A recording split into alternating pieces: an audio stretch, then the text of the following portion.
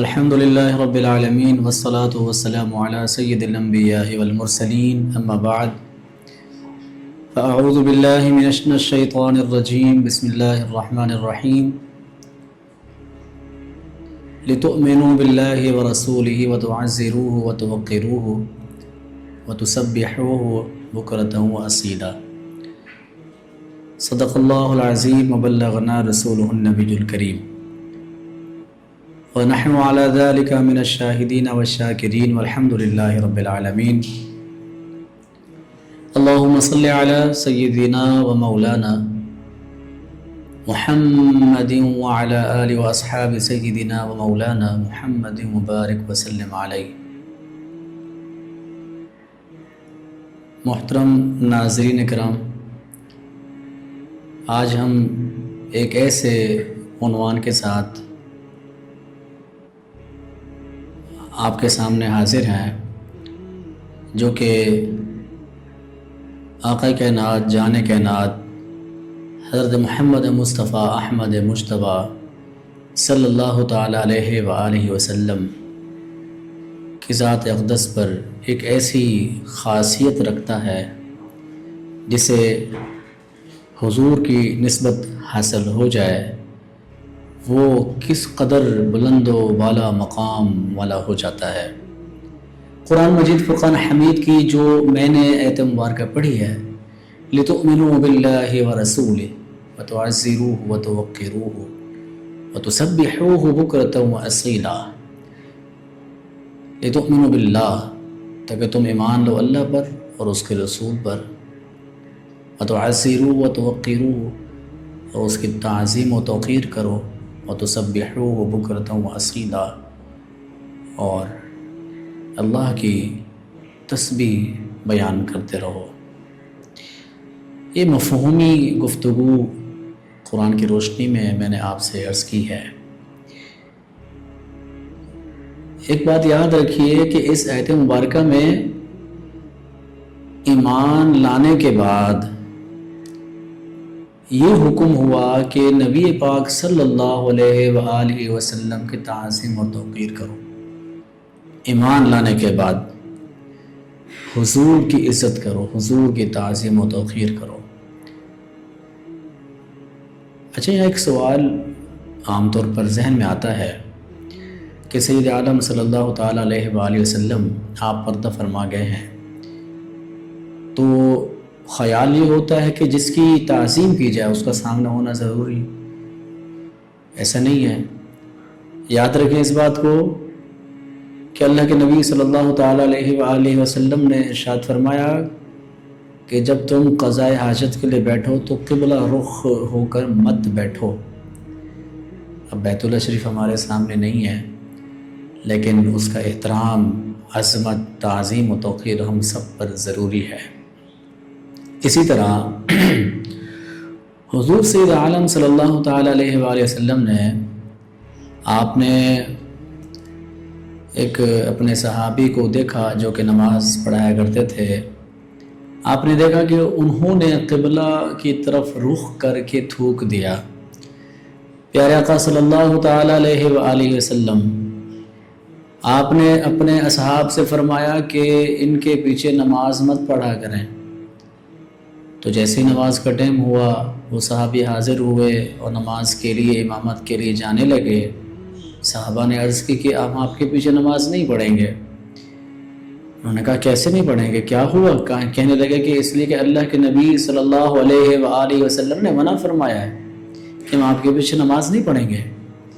اگر وجہ پوچھنا چاہتے ہو تو خود حضور کی بارگاہ میں حاضر ہو جاؤ، حضور کی بارگاہ میں حاضر ہو کر عرضی پیش کرو، پوچھو کیوں ہم آپ کے پیچھے نماز نہیں پڑھنا چاہتے۔ حضور سید عالم صلی اللہ علیہ وآلہ وسلم کی بارگاہ میں وہ صحابی حاضر ہوئے، عرض کرتے ہیں یا رسول اللہ، آپ نے منع فرمایا کہ میرے پیچھے لوگ نماز نہ پڑھیں۔ سرکار کریم صلی اللہ علیہ وآلہ وسلم نے آپ نے ارشاد فرمایا کہ میں نے منع کیا کہ آپ کے پیچھے نماز نہ پڑھیں اس لیے کہ تمہارا عمل ایسا ہے کہ تم نے قبلہ کی طرف رخ کر کے تھوکا ہے۔ غور کیجیے اس بات پر۔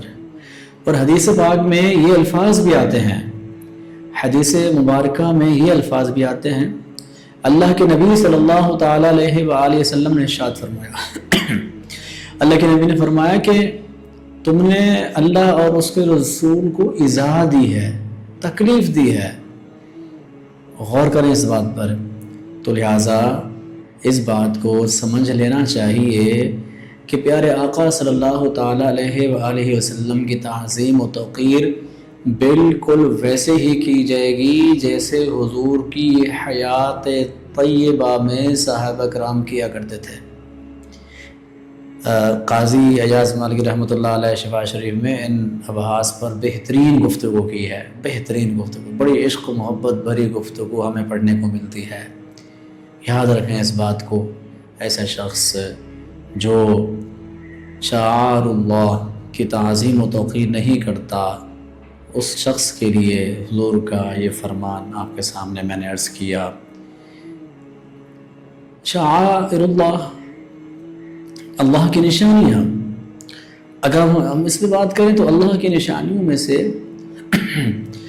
سب سے بڑھ کر جو نشانی ہے وہ حضور کی ذات ہے، سب سے بڑھ کر میرے محبوب کی ذات ہے۔ میرے محبوب کی ذات پر ہم سب کو چاہیے کہ ہم عزت، تعظیم و توقیر پر یکجا ہوں۔ پیارے آقا صلی اللہ تعالیٰ علیہ وآلہ وسلم کے ایک صحابی ہیں جنہیں حضرت ابو محذورہ کہا جاتا ہے، سید عالم صلی اللہ تعالیٰ علیہ وآلہ وسلم کے مؤذن بھی تھے، اذان دیا کرتے تھے، جن کا نام حضرت ابو محذورہ میں نے عرض کیا۔ تو حضرت ابو محذورہ رضی اللہ تعالیٰ عنہ کے آپ کے سر مبارک کے دو بال سامنے والے بہت لمبے تھے، بڑے تھے، یہاں تک کہ جب آپ زمین پر بیٹھتے تو وہ بال زمین پر لگتے تھے۔ صحابہ نے عرض کی کہ اے ابو محذورہ، ان بالوں کو تم کٹوا کیوں نہیں دیتے؟ کیوں اس طرح ان بالوں کو تم نے لمبا کر کے بڑھایا ہوا ہے؟ عرض کرتے ہیں ایسا نہیں کہ میں ان بالوں کو بالکل نہیں کٹوا سکتا، اس واسطے کہ یہ وہ بال ہیں جب میں اپنے محبوب کی بارگاہ میں حاضر ہوتا، اپنے حضور کی بارگاہ میں حاضر ہوتا، میرے محبوب صلی اللہ علیہ وآلہ وسلم نے، آپ نے میرے ان بالوں پر ہاتھ پھیرا تھا۔ یہ میرے دو بال جو اتنے بڑے ہیں، ان میں میرے محبوب کا ہاتھ لگا ہے، میرے محبوب کے ہاتھ سے یہ بال مس ہوئے ہیں، تو میں ان کو بالکل نہیں کٹوا سکتا، میں ان کی حفاظت کروں گا، اس واسطے انہیں حضور کی نسبت حاصل ہے۔ سامعین کرام غور کیجیے گا، حضرت عاصم احول رضی اللہ تعالی عنہ آپ فرماتے ہیں کہ حضرت انس بن مالک رضی اللہ تعالی عنہ کے پاس حضور سید عالم صلی اللہ تعالی علیہ وآلہ وسلم کے زیر استعمال ہونے والا ایک پیالہ تھا، جو کہ شمشاد کی لکڑی بہت قیمتی ہوتی ہے اس سے بنا ہوا تھا۔ وہ پیالہ جو کہ اس کے بیچ میں ایک رخنا پڑ گیا تھا، جسے چاندی کی تاروں کے ساتھ جوڑا گیا۔ صحابہ نے عرض کی کہ کیوں نہ ہم اس پیالے کو جو بیچ میں ایک رخنا ہے چاندی کے ساتھ، تم نے اس کو درست کرا تو ہم اسے سونے مزید قیمتی دھات کے ساتھ صحیح کروا لیتے ہیں۔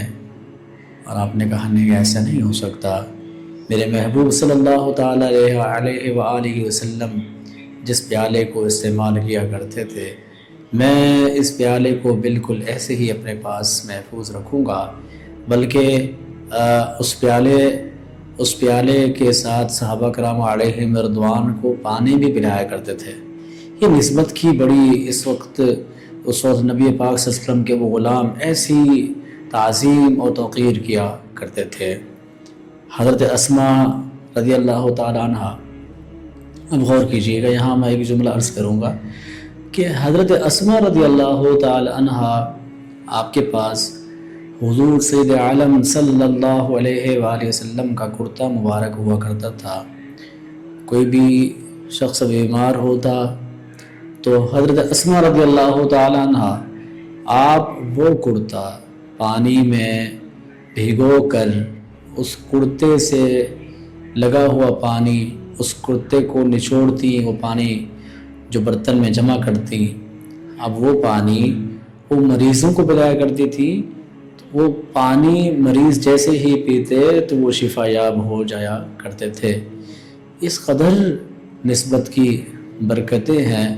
یہاں میں اگر ایک بات آپ سے عرض کروں، یاد رکھیں اس بات کو کہ نبی پاک صلی اللہ تعالیٰ علیہ وآلہ وسلم آپ کی نسبت میں، یعنی آپ کی بارگاہ میں حاضر ہونے والی ہر ایک چیز بہت عظمت والی ہو جایا کرتی تھی۔ میرے آقا صلی اللہ تعالیٰ علیہ وآلہ وسلم آپ مسجد نبوی میں خطبہ دیا کرتے تھے۔ ایک خاتون حاضر ہوئی، عرض کرتی ہے یا رسول اللہ صلی اللہ تعالیٰ علیہ وآلہ وسلم، میں آپ کے لیے ایک ممبر بنوا کر پیش کرنا چاہتی ہوں، چونکہ اس سے قبل ممبر نہیں ہوتا تھا۔ حضور سید عالم جو ہے وہ کھجور کے تنکے کے ساتھ آپ خطبہ دیا کرتے تھے۔ بہت مشہور بات یہ کہ جب وہ ممبر پیش کیا گیا، حضور ممبر پر جلوہ گر ہوئے، تو اس کھجور کی لکڑی سے ایسے رونے کی آواز آئی جیسے ایک بچہ بھلک بھلک کر رو رہا ہوتا ہے، اور آواز سب نے سنی، صحابہ نے سنی، حضور نے سنی۔ تو اس وجہ سے کہ اس کو نسبت حضور کے ساتھ میسر آ گئی تھی، حضور صلی اللہ علیہ وآلہ وسلم اس کے سہارے پر کھڑے ہو کر یعنی خطبہ دیا کرتے تھے۔ وہ اپنے لیے وہ کھجور کتنگا وہ اپنے لیے اس بات کو سعادت سمجھتا تھا، اور جدائی پر غم فراق پر اس کی ایسی آواز سنائی دی جیسے کہ بچہ بھلک بھلک کر رو رہا ہوتا ہے۔ اس سے ایک بات یہ تو پتہ چل گئی کہ حضور سے شجر و حجر ہر شے محبت کرتی ہے، ہر چیز حضور سے محبت کرتی ہے۔ یہی وجہ ہے کہ وہ کھجور حضور کی جدائی میں اس قدر غم فراق میں بچوں کی طرح بھلکتا ہوا رو رہا تھا۔ ایک خاتون، صحابہ کرام فرماتے ہیں، اس کو حضرت سعد زرارہ غالباً یہ صحابی ہے، خاتون حضور کی بارگاہ میں حاضر ہوئی، عرض کرتی ہے یا رسول اللہ صلی اللہ تعالیٰ علیہ وآلہ وسلم، میں نے اپنے ہاتھوں سے اس چادر کو بنا ہے، یعنی کہ اس چادر پر اپنے ہاتھوں سے میں نے اس کی زینت و عیش کے لیے میں نے کام کیا، اور میں آپ کی بارگاہ میں حاضر ہوئی، میں چاہتی ہوں اس چادر کو آپ استعمال میں لیں۔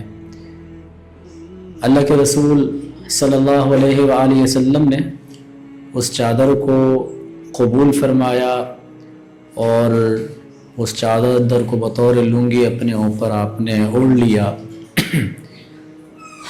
اتنے میں آپ کچھ دیر کے لیے تشریف لے گئے، پھر جب واپس آپ تشریف لائے تو صحابہ میں سے ایک صحابی عرض کرتے ہیں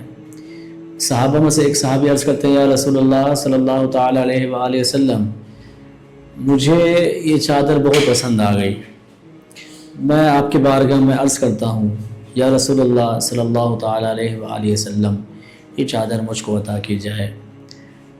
دوسرے صحابہ نے کہا کہ بھائی تجھے پتہ بھی ہے کہ اللہ کے رسول منع نہیں کرتے اور تم نے تقاضا کر لیا، اور اس بات سے بھی تم باخبر ہو کہ اس خاتون نے بڑی محبت سے اپنے حضور کو یہ چادر پیش کی، تو تم نے حضور سے تقاضا کر لیا کہ یہ چادر تم کو چاہیے، یہ لنگی تم اپنے استعمال میں لانا چاہتے ہو۔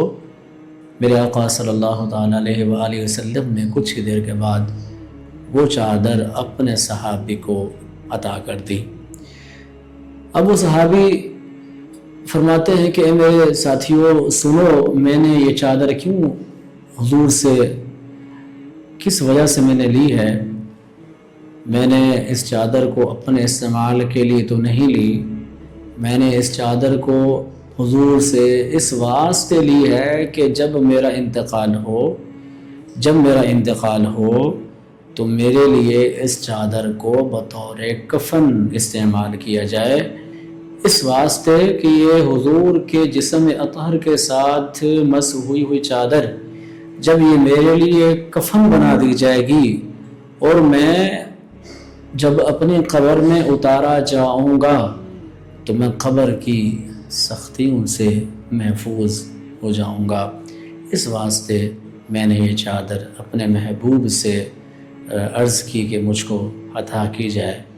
یہ صحابہ کرام علیہم رضوان کی ایسی محبت، ایسی الفت، ایسی چاہت، اللہ کی بارگاہ میں دعا ہے باری تعالی ہم سب کو بھی ایسی محبت عطا فرمائے۔ اللہ تعالیٰ کی بارگاہ میں ہمیں زیادہ سے زیادہ حضور سے محبت کرنے کی توفیق عطا ہو۔ آمین وآخر دعوانا ان الحمد للہ رب العالمین۔